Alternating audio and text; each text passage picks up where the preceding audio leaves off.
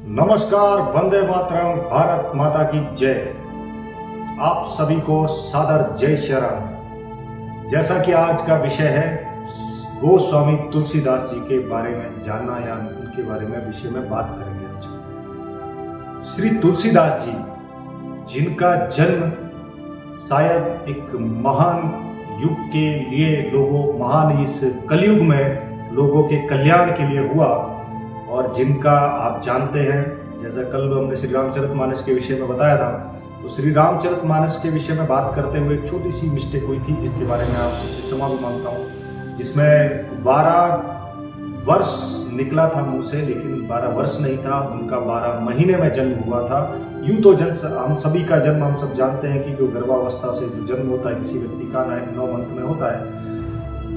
तो अब तुलसीदास जी क्योंकि असाधारण व्यक्ति थे, शायद इसीलिए वो 12 महीने बाद अपने माँ के गर्भ से बाहर आते हैं। और यूं तो जन्म होने के बाद हर व्यक्ति रोता है, चिल्लाता है, लेकिन वो तुलसीदास जी के मुख से एक नाम निकला था, एक शब्द का उच्चारण हुआ था, वो था राम। इसीलिए उनको बाद में राम भोला कहा गया, क्योंकि उनकी जो माता जी थी और उनके जो पिताजी थे, उनके जो पारिवारिक जनों ने ज्योतिष गणना के अनुसार ऐसा कहा था कि अगर ये बच्चा यहाँ रहेगा, ये 12 महीनों के बाद ये जन्मा है, तो शायद इस घर में विनाश होगा, कुछ गलत होगा, किसी की मृत्यु हो जाएगी।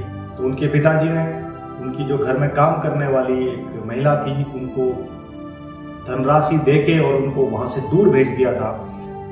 कुछ समय के बाद उस महिला का भी जो है स्वर्गवास हुआ। तो अब जो बालक राम भोला था वो अनाथ हो गया था, ऐसा हम कह सकते हैं। लेकिन सामाजिक दृष्टिकोण से वो अनाथ थे, लेकिन वैसे नहीं, क्योंकि उनकी जो भरण पोषण की जो जिम्मेदारी थी वो माता पार्वती और भगवान शिव शंकर ने उठा रखी थी। और ऐसा कहा जाता है, ऐसा सुना है कि उसके बाद भगवान जो राम भोला को नित्य जो भोजन कराने के लिए माता पार्वती किसी महिला के रूप में आती थी, उनको भोजन कराती थी, उनका मार्गदर्शन करती थी। बाद में यही राम भोला महान, उस समय के महान गुरु, महान तपस्वी नरहरिदास जी के शिष्य बने, और बाद में यही आगे चल के इनको गोस्वामी तुलसीदास के नाम से जाना गया।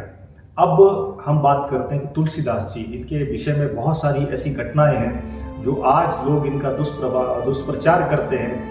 तो मैं उनसे निवेदन करूंगा कि पहले तो सही जानकारी रखें और किसी महान व्यक्तित्व के बारे में इस तरीके की गलत बातें ना किया करें। यूं कहा जाता है कि तुलसीदास जी को उनकी पत्नी ने डांट दिया था या कुछ गलत शब्द बोल दिए थे, जिसके कारण उन्होंने रामायण की रचना कर दी।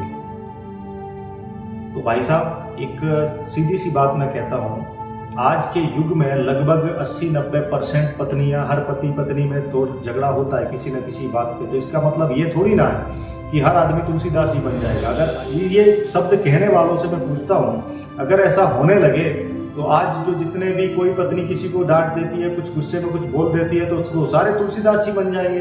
तुलसीदास जी बनने के लिए आपके अंदर भी बहुत कुछ होना चाहिए। ऐसा नहीं है कि तुलसीदास जी को बोल दिया था तो तुलसीदास जी ऐसे ही कोई बन जाता है।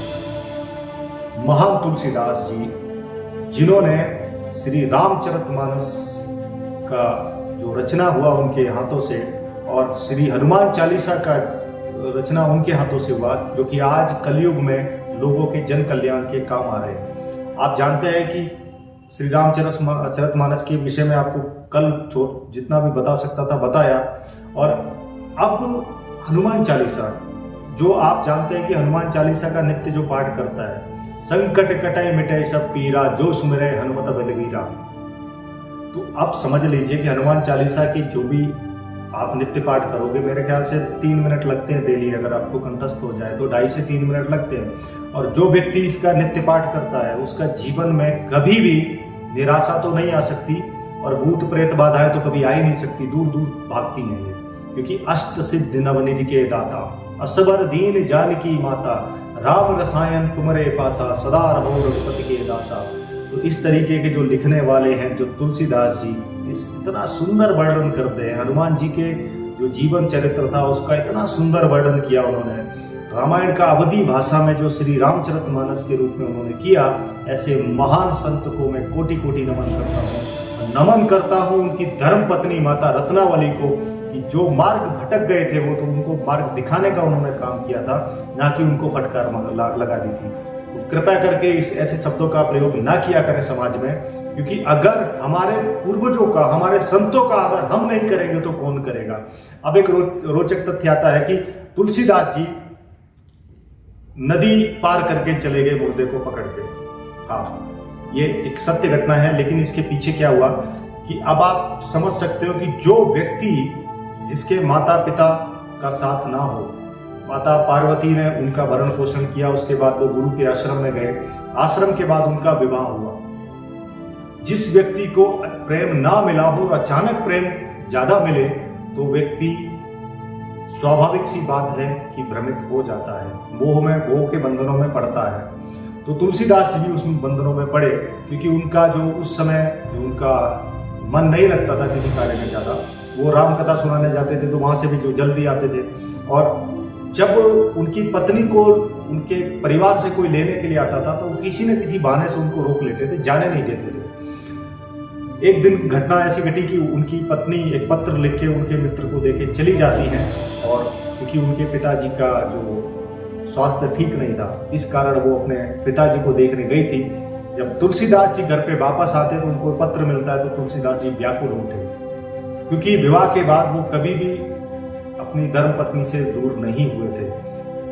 अब तुलसीदास जी को तो क्या था कि उनसे मिलना था। अब इधर घनघोर बादल छाए हुए हैं, बारिश हो रही है, बारिश के नदी उफान पे थी, लेकिन तुलसीदास जी बिना किसी की परवाह करते हुए, एक मुर्दा बह रहा था उस नदी में, तो उसको उसका सहारा लेते हुए नदी पार करके चले गए। और वहाँ पे ऐसा कहते हैं कि एक सांप को पकड़ के रस्सी बना के वो घर में प्रवेश किए थे। उसके बाद उनकी जो धर्म पत्नी थी माता रत्नावली, उनको क्रोध आया कि इतने घने तूफान में ये व्यक्ति यहाँ तक आ गया, इतने मोह के बंधन में पड़ के अगर कुछ दुर्घटना घट जाती तो क्या होता, और स्वाभाविक था कोई भी नाराज होगा। तो उसके बाद उन्होंने कुछ शब्द कहे, जैसा बताते हैं कि हाड़ मांस के पुतले के लिए आप इतना प्रेम करते हो, अगर इतना प्रेम प्रभु राम से किया होता तो आपका जीवन कल्याणकारी हो जाता। ये शब्द सुनने के बाद तुलसीदास जी जागृत हो जाते हैं और उनको अपना प्रणाम करके उनको अपना गुरु का रूप देके वहां से प्रस्थान करते हैं। ध्यान दीजिए, गुरु मान के वहां से जाते हैं कि एक जब मार्गदर्शन कोई करता है तो हमारे जीवन में कभी ना कभी कोई ना कोई व्यक्ति हमारा मार्गदर्शन करता है। हमारी जीवन संगिनी यानी कि जो 7 वचन लेते हैं उसमें जीवन साथी कहा जाता है, जीवन संगिनी कहा जाता है, अर्धांगिनी कहा जाता है। तो आप समझ लीजिए कि जब आधा अंग है तो वो कभी ना कभी हमारे रूप में किसी न किसी, जब हम संकट में होते हैं, मार्ग भ्रमित होते हैं, हमारा मार्गदर्शन करते हैं। मेरा भी मार्गदर्शन बहुत बार मेरी धर्मपत्नी ने किया और अन्य लोगों का भी करती है, इसमें कोई शर्म की बात नहीं है, लेकिन उनको आदर देना हमारा कर्तव्य है। अब जब वहां से वो जाते हैं तो जाने के बाद जब वो प्रस्थान करते हैं तो अब उनको राम जी से मिलने की जो लगन थी वो और तीव्र हो जाती है।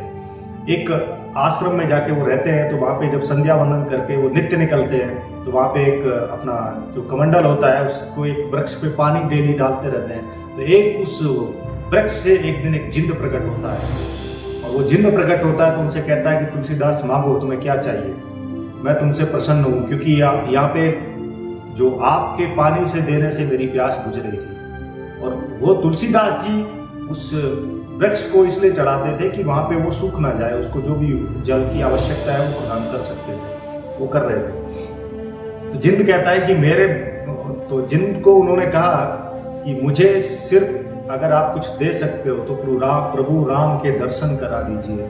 तो जिंद कहता है कि ये तो मेरे बस में नहीं है, लेकिन जो ये करा सकता है मैं उनको जानता हूँ। तो उन्होंने कहा उनको कैसे जानते हैं आप? तो उन्होंने कहा कि जहाँ हनुमान जी रहते हैं वहाँ हमारी जो सेना है वो नहीं टिकती, क्योंकि हमें तुमसे दूर रहना पड़ता है।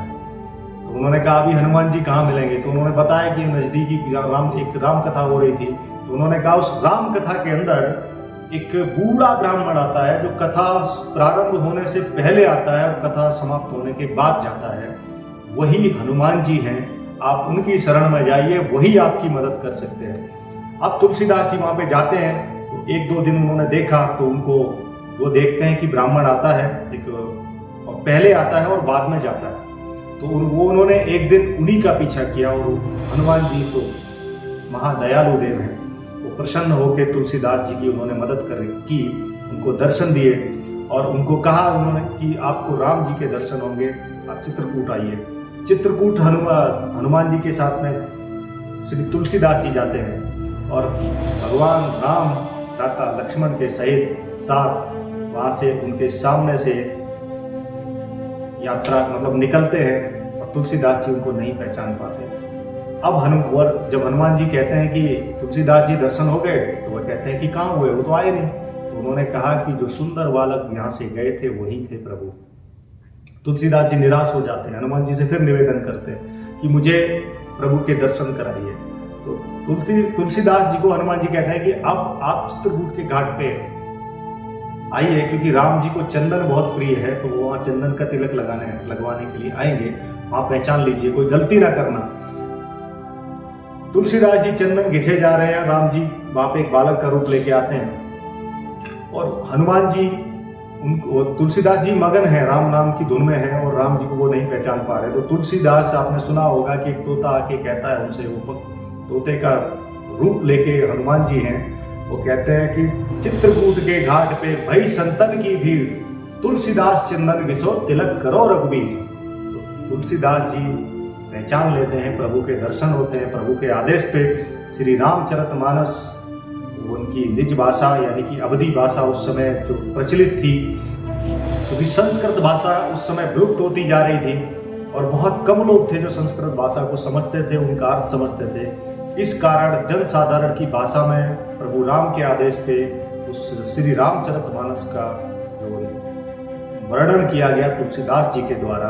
अब तुलसीदास जी वहां से काशी आते हैं प्रभु के दर्शन पाने के बाद, और शिव जी की कृपा से उनको जब लिखते हैं तो वो जो रात को लिख के रखते हैं वो सुबह गायब हो जाता है।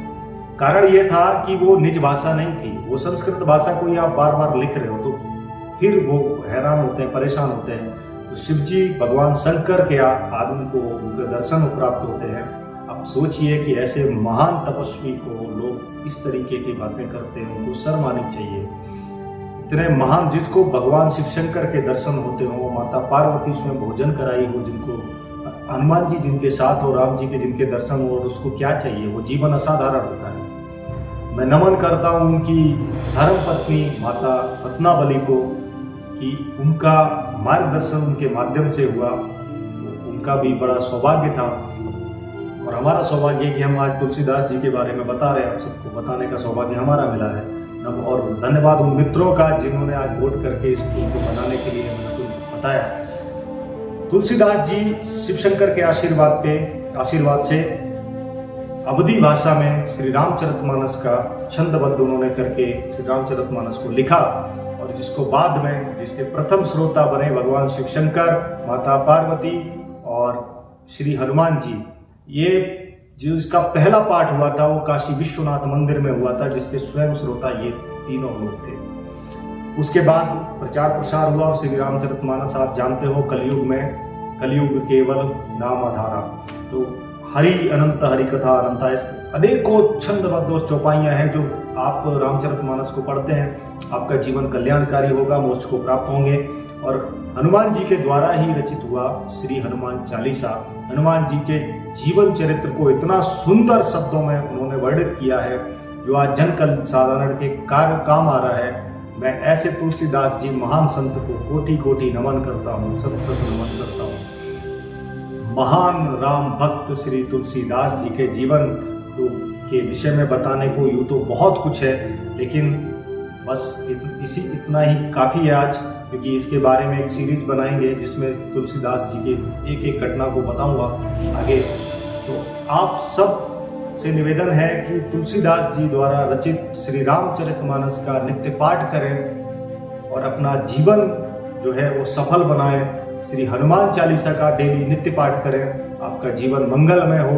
इन्हीं मंगल कामनाओं के साथ आप सभी को सादर जय श्री राम, जय जय श्री राम, जय जय श्री राम।